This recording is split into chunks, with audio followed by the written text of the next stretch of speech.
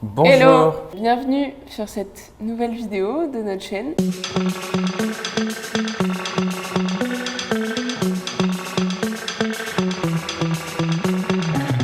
Aujourd'hui, on voulait vous raconter un petit peu l'histoire d'un produit qui va bientôt sortir chez Réuni. C'était marrant de le raconter parce que c'est la chemise en popeline. Et la chemise en popeline, c'est la deuxième pièce de notre vestiaire. La première pièce, c'était le gros pull d'hiver qu'on avait sorti sur Ulule parce qu'on voulait tester le concept de Réuni. La deuxième, c'était la chemise en popeline. On a quand même pas mal d'histoires à raconter. Donc on voulait vous raconter un petit peu tout ça, l'histoire de ce produit, comment on s'y est pris et voilà, revenir un peu sur cette épopée. Tu peux remettre les choses un peu dans le contexte de la chemise en popeline. Parce que c'était quand même assez particulier. Ouais, c'était assez particulier parce que, bon, comme a dit Alice, c'était notre second produit. On venait de lancer le gros pull d'hiver. C'était une façon de voir s'il y avait un concept pour Réuni, si on pouvait potentiellement avoir des clients. Donc ça, on l'avait confirmé avec le gros pull d'hiver. Et puis juste après le gros pull d'hiver, on avait envoyé un questionnaire à nos clientes qui avaient acheté le gros pull pour savoir quel produit elles voulaient qu'on développe en priorité. Et il me semble que la chemise était dans le top number one. Number one, ouais. On s'est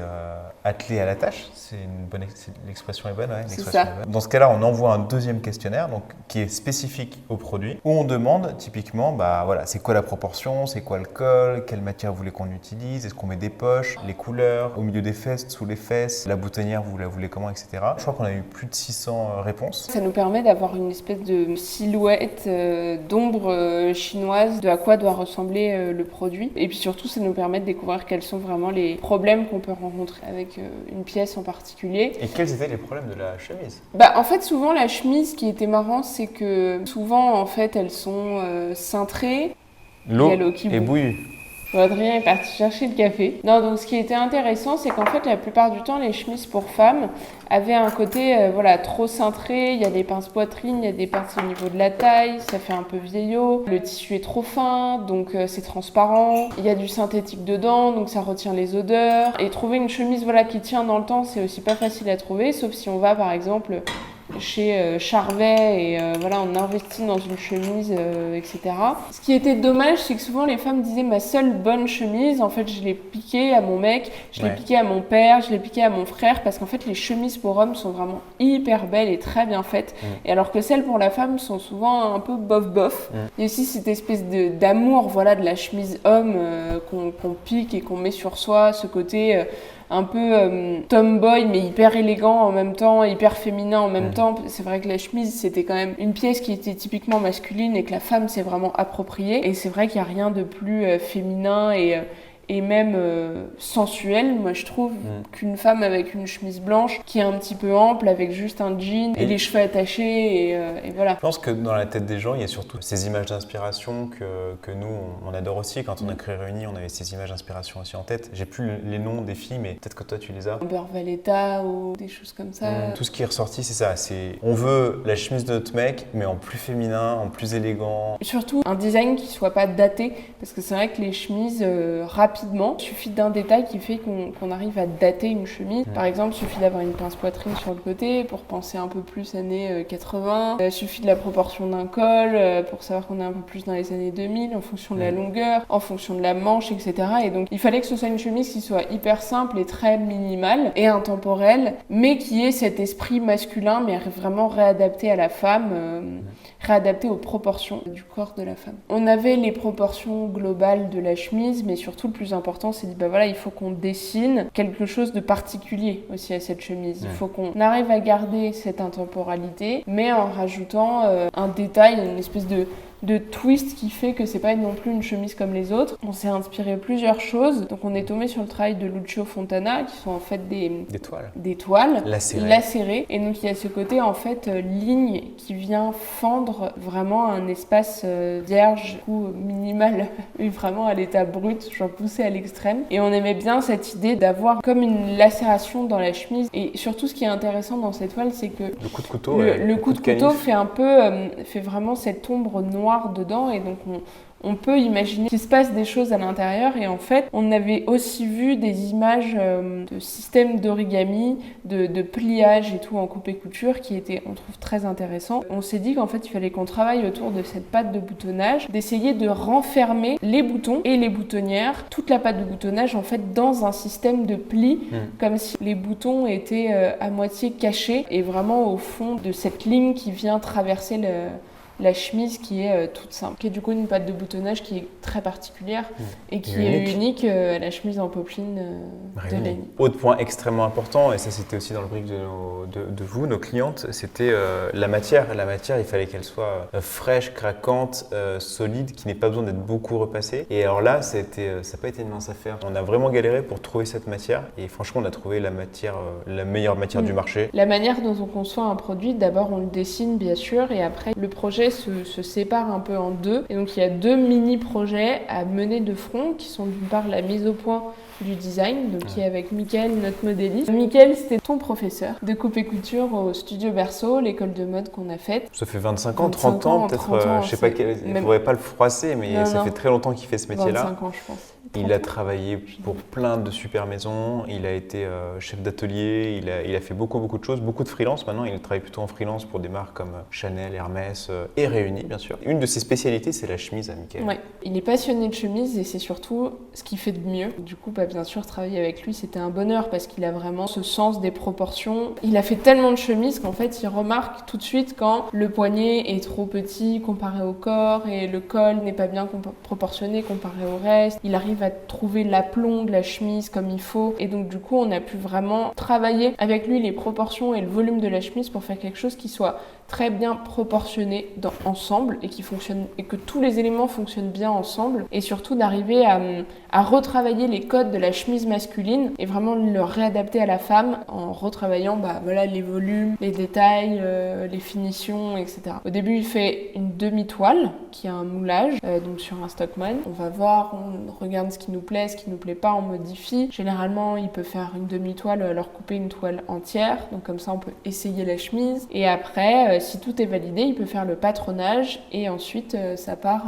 dans les ateliers de confection pour faire des premiers prototypes, des deuxièmes prototypes, des troisièmes prototypes peut-être, et après lancer en production. L'autre projet en parallèle, c'est donc du coup trouver la matière. Et ça, c'est pas évident parce que c'est vrai que la matière, c'était un vrai point un peu dur sur la chemise parce que tissu de mauvaise qualité, qui tient pas bien dans le temps, qui se patine pas bien dans le temps, qui s'abîme avec les lavages, etc. Tissu trop transparent, tissu qui retient les odeurs, où il y a du synthétique dedans. Ouais, et qui se froisse.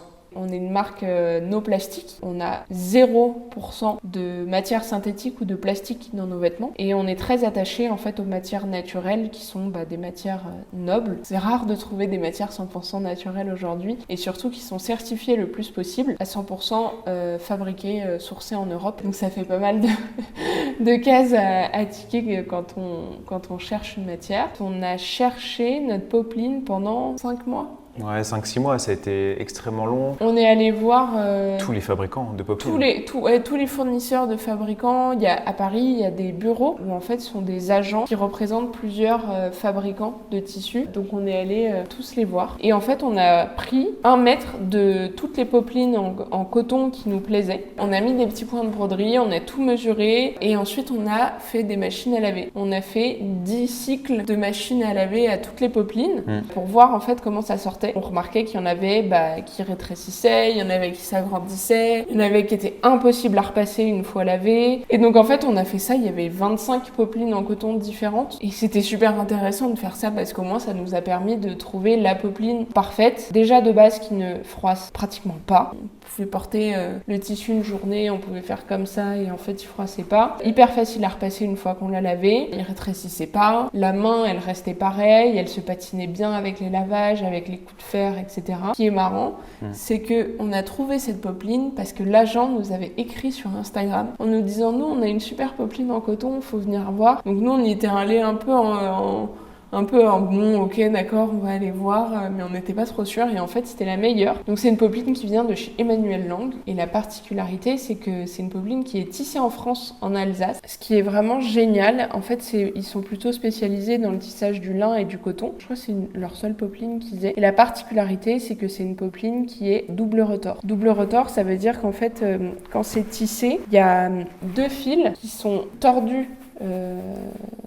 Voilà. Et en fait, ces 2 fils sont ensuite tissés. Et donc, ça fait une popeline qui est très dense et qui est très serrée et qui est très opaque. Et donc, ça fait une popeline qui est souple et craquante en même temps, très fraîche et en même temps très épaisse. Et surtout, qui se patine hyper bien dans le temps, qui est très résistante et qui est vraiment opaque. Il faut savoir que peu importe l'épaisseur du tissu, le blanc aura toujours un aspect un peu transparent. Mais pour une popeline de coton, on est vraiment sur un tissu qui est assez opaque. Donc ça, c'est quand même chouette pour une chemise.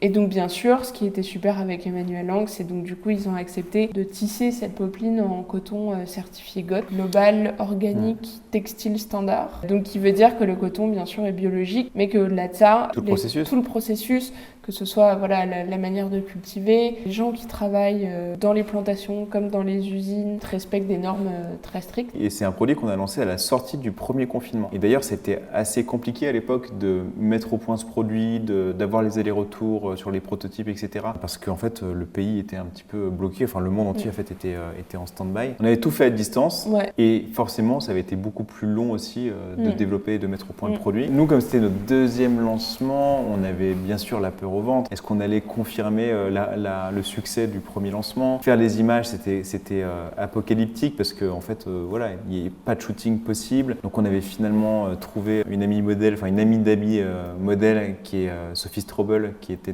notre premier shooting un peu professionnel avec un vrai photographe. Et Sophie qui était trop belle, resplendissante dans cette chemise. On lui avait envoyé les chemises, ils avaient photographié dans sa maison où ils étaient confinés. Ils nous avaient renvoyé les photos, donc on ne s'était même pas rencontrés. C'était assez fou. Premier lancement, c'était en mai 2020. C'était un dimanche matin, je m'en rappelle. Et là, ça part très très fort. Ouais. C'est vrai que c'est une pièce qui a tout de suite beaucoup plu. Mais je pense que les photos, ils sont pour beaucoup. Je pense que Sophie est pour beaucoup. Ouais. La popeline est pour beaucoup. La popeline est pour beaucoup. Non, je pense que c'est un combo de plein de choses qui ont fait la réussite de cette chemise. Tout ça pour dire que c'est la 3e fois qu'on édite cette chemise, qu'on l'édite dans 3 couleurs différentes. Il faut savoir qu'aujourd'hui, il y a à peu près 2000 chemises dans la nature. Entre les 2 lancements, il doit y avoir peut-être même un peu plus de 2000 chemises qui sont dans la nature. Et ça fait donc 2 ans que ce lancement s'est fait. Il y a des chemises qui sont portées depuis 2 ans. Ouais. Et à chaque fois qu'on nous parle de Réunion, on nous parle de cette chemise. Alors bien sûr, on nous parle beaucoup du cardigan, on nous parle beaucoup du gros pull d'hiver, mais la chemise, c'est un des produits préférés. Ce qui est chouette, c'est que c'est une chemise que les gens mettent vraiment beaucoup. Et à 2 ans après, ils la mettent toujours beaucoup. On organise souvent des salons pour que les gens puissent venir essayer nos pièces. Et pendant ces salons, il y a des clientes qui viennent et qui portent la chemise. Et en fait, c'est la chemise qu'elles ont depuis 2 ans. Plus on avance dans le temps, plus elle est belle parce qu'elle se patine, elle s'assouplit. Donc c'est vraiment chouette de pouvoir voir ça. Aujourd'hui aussi, la nouveauté, c'est qu'on a 2 fournisseurs différents. Donc pour l'Uni, ça vient de chez Emmanuel Lang, donc tissé en France, en Alsace, une popeline de coton. Toujours une popeline de coton pour la rayure, mais le fournisseur s'appelle Albini. Donc ça, c'est tissé en Italie. Et la particularité, c'est que c'est des rayures qui sont tissées, c'est pas imprimé. Donc ça veut dire que les fils sont teints et ensuite c'est tissé pour créer une rayure. Au moins, la couleur de la rayure reste toujours intacte dans le temps. Donc ça, c'est chouette. Les boutons, on avait donc trouvé, c'est des boutons un peu particuliers. C'est des boutons qui ont un effet un peu nacré. Et en fait, c'est de la résine végétale biosourcée. Donc c'est des boutons qui sont sans plastique aussi. Et bien sûr, pour la confection, elles sont faites donc chez notre fabricant historique, DPL. Je crois que pour cette édition-là, elles seront fabriquées en Pologne. Alors pourquoi l'Europe de l'Est? À chaque fois, on cherche la plus belle main et la plus belle confection pour chacune de nos pièces. Souvent, les pays ont une spécialité. Pour la chemise, on avait envoyé une chemise en France, une chemise au Portugal et donc une chemise en Europe de l'Est chez DPL. Alors ce qui était marrant, c'est que la chemise qui était faite en France était bien sûr la confection la plus chère. Quand je dis plus chère, il faudrait qu'on vende la chemise 250-300 € si elle était made in France. Et il y avait plein de petits détails qui n'allaient pas. Les boutonnières n'étaient pas cousues dans le bon sens. Enfin, il y avait voilà. Ensuite, au Portugal, c'était la confection la moins chère, mais étonnamment, la main était toute molle et en en fait, ils n'arrivaient pas à faire correctement la patte de boutonnage, le fameux système de pliage en origami. Et en fait, DPL, c'est notre fabricant vraiment avec qui on travaille le plus, parce qu'ils ont vraiment une main hyper particulière. En fait, ils ont un atelier basé en France et ils ont des usines partenaires en Pologne et en Roumanie depuis 30 ans. Et c'est eux qui ont été les vainqueurs de ce concours. C'est assez étonnant parce que vraiment, avec le même patronage, la même matière, les mêmes informations, on avait pas trois du tout les mêmes produits résultats. extrêmement différents. C'est aussi pas complètement illogique parce que donc, tous ces pays d'Europe de l'Est étaient en fait historiquement les pays qui fabriquaient les vêtements pour l'URSS. Donc ils ont un vrai savoir-faire et ils ont une vraie main très particulière. Ils sont particulièrement doués pour les pièces à manches, les chemises et les pantalons dans des tissus qui se tiennent. Donc c'est vraiment avec eux qu'on a trouvé la plus belle main, la plus robuste, les finitions les plus propres pour la chemise en popeline. Donc on est parti avec eux. On voit ta truffe là, t'es dans le champ. Tu veux dire quelque chose à la caméra? Donc la chemise en popeline sort pour sa 3e édition le 25 octobre à 8h sur notre site sur uni.com. Donc c'est bien sûr toujours cette même chemise. Ça te boit un petit coup. En toute discrétion. Donc toujours la même chemise, une chemise d'homme réadaptée à la femme. C'est une chemise qui est super parce qu'elle a cet avantage de passer du chic au confortable et plus casual. Voilà, parce qu'elle est minimaliste, parce qu'elle est simple en apparence, parce qu'elle est très épurée et donc elle s'adapte à toutes les situations. Du coup, voilà, on peut la porter aussi bien avec un jean qu'avec un pantalon de tailleur, sous une veste de tailleur ou sous un pull ou tel quel, rentrer dans un pantalon, sortir. Elle est vraiment très versatile. Pour cette édition, on propose 2 nouveaux coloris. Donc il y a toujours la blanche qui est la classique, il faut toujours avoir une chemise blanche dans son placard. Et on a fait du coup la rayée. Donc c'est une rayée bleu marine et blanche avec une petite rayure bâton assez fine, qui a un côté très graphique, ça rehausse un petit peu les tenues. Ça apporte un peu d'originalité. C'est quand même moins sage qu'une chemise blanche, mais c'est tout aussi chic. Donc ça c'est chouette. La 3e couleur, c'est donc un rose, qui est un rose pâle, qui est vraiment extrêmement doux et donc assez flatteur au teint, puisqu'en fait c'est un rose qui est quand même assez clair. Donc c'est vraiment ce côté doux, très pastel, typiquement avec un jean indigo. C'est très beau, ça fait pas mal de contraste et c'est assez chic. Donc on a ces 3 coloris là. Ces couleurs de chemise aussi, on les a faites pour celles qui avaient déjà la chemise. Ce qu'il faut savoir, c'est qu'à chaque fois qu'on lance un nouveau produit, on vous demande quand même quelle couleur vous voulez. Et donc ce qui est ressorti, c'est ça, c'est du rose, du blanc encore et toujours. Et puis cette rayure bâton, que je trouve particulièrement cool, particulièrement réussi. Il y a un côté très moderne et classique en même temps. Je pense que c'est une rayure dont on ne se lassera pas beaucoup.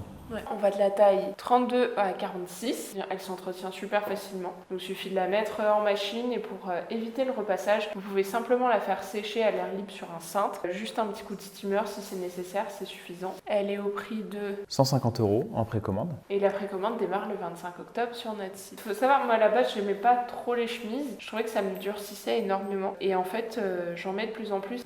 C'est surtout la chemise réunie qui m'a fait mettre des chemises. J'aime bien la prendre un petit peu ample parce que j'aime bien quand c'est un petit peu oversize. C'est une chemise qui m'a fait aimer mettre des chemises parce que en fait c'est vraiment une pièce qui est hyper passe-partout, qui est quand même très confortable et qui tout de suite rend vachement plus chic, même si on est dimanche et qu'on met un jean et des Birkenstock avec un t-shirt en dessous et on se sent aussi belle et bien dedans et ça c'est cool. Franchement c'est une pièce qui est très facile, qui est très versatile, qui se porte 12 mois sur 12 sans problème et qui fonctionne à la ville comme à la campagne, en soirée comme au bureau, en date ou en repas de famille, ça marche à tous les coups. Et surtout je te trouve très élégante dans les chemises.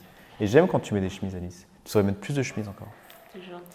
Voilà, je pense qu'on a tout dit. Rendez-vous demain matin. Et surtout, moi, j'ai hâte de commencer à travailler sur la chemise homme. On utilisera cette même matière qui est vraiment trop cool. Ouais, chouette. Salut! À bientôt!